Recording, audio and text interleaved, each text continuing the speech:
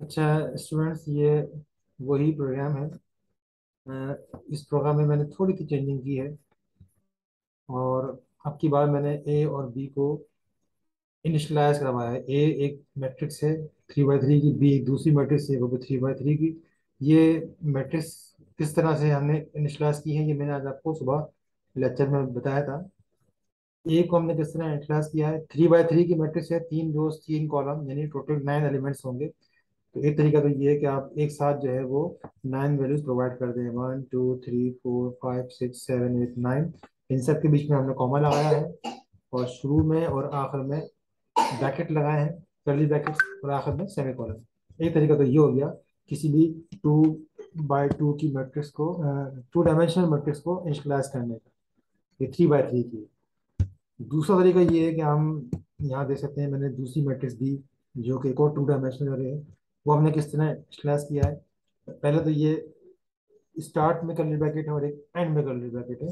उसके अलावा 3 रोज हैं, और हर रो को हमने, आप यहाँ देखें कि विद इन कर्ली ब्रैकेट लिखा है। पहली रो 10 20 30 कर्ली ब्रैकेट में लिखा हुआ है। सेकंड रो 40 50 60 ये भी कर्ली ब्रैकेट में है।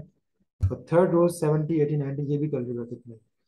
हमने हर रो के बीच में यहाँ कॉमा इस्तेमाल किया। देखिए यहाँ पे कॉमा है, पहली और सेकंड रो के बीच में, यहाँ भी कॉमा है, सेकंड रो थर्ड रो के बीच में, और आखिरी रो के बाद कोई कॉमा नहीं है। इसी तरीके से हर रो के अंदर जो एलिमेंट्स हैं, पहला एलिमेंट 10, दूसरा एलिमेंट 20, उनके बीच में कॉमा है। इसी तरह 20 और 30 के बीच में कॉमा है, लेकिन 30 के बाद किसी कॉमा की जरूरत नहीं है। वही कॉमा हमने यहाँ पे इस्तेमाल किए हैं, और वही कॉमा हमने यहाँ पे इस्तेमाल किए हैं। तो ये दो अलग अलग तरीके हैं जिन अलग तरीकों से हम किसी भी 2 डायमेंशनल एरे को इनिशियलाइज कर सकते हैं। और जितने एलिमेंट्स हैं वो आप देख रहे हैं कि यहाँ पे आपको एलिमेंट्स शो हो रहे हैं। काउंट कर लें, 1 2 3 4 5 6 7 8 9। अच्छा, अब इस प्रोग्राम को पहले रन करके हम देख लेते हैं कि प्रोग्राम की आउटपुट क्या आती है। देखने पहले मैट्रिक्स ए प्रिंट हुई है, 1 2 3 4 5 6 7 8 9। और बाद में मैट्रिक्स बी प्रिंट हुई है, 10 20 30 40 50 60 70 80 90। तो प्रोग्राम की आउटपुट तो बहुत सिंपल है।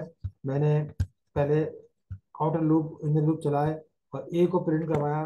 किस तरीके से प्रिंट हुआ ये आपने पिछले प्रोग्राम में देख लिया होगा। उसके बाद फिर दोबारा से मैंने आउटर और इनर लूप यानी नेस्टेड लूप दोबारा से चलाए, और अब की बार मैंने बी को प्रिंट करवाया। तो आप देख रहे हैं कि पहले ए मैट्रिक्स प्रिंट हुई है, बाद में बी मैट्रिक्स प्रिंट हुई है। प्रिंट होने का तरीका वही है जो पिछले प्रोग्राम में आप लोगों ने देखा था। अब यहाँ पे एक चीज़ मैं बताता हूँ। अगर हम यहाँ पर जो 3 बाई 3 है, ठीक है ना, अगर मैं यहाँ पर ये जो सेकंड 3 है इसको नहीं लिखता हूँ, जैसे पहला 3 लिख दिया, सेकंड 3 मैंने नहीं लिखा है। अब मैं इसको कंपाइल करता हूँ, तो कंपाइलर एतराज़ कर रहा है कि आपको यहाँ पे सेकंड इंडेक्स जरूर बतानी होगी, ठीक है ना, तो ये हमने बता दिया। अच्छा, अगर मैं फर्स्ट इंडेक्स ना बताऊँ और कंपाइल करूँ, तो अब कंपाइलर कोई एतराज़ नहीं कर रहा, ठीक है। तो इसका मतलब क्या हुआ कि अगर आप अरे को इंस्टलाइज कर रहे होंगे, तो नंबर ऑफ रोज अगर आप ना बताएं तो कोई मसले की बात नहीं है। वो ऑटोमेटिकली जो है वो नंबर ऑफ रोज जो है वो मालूम कर लेगा, जो वैल्यूज आप लोगों ने दी हैं उन वैल्यूज के हिसाब से। अब इसको पता है 3 कॉलम्स हैं, तो ये समझ जाएगा पहला कॉलम ये हो गया, यानी ये पहली रो हो गई। ये सेकंड कॉलम हो गया, ये दूसरी रो हो गई।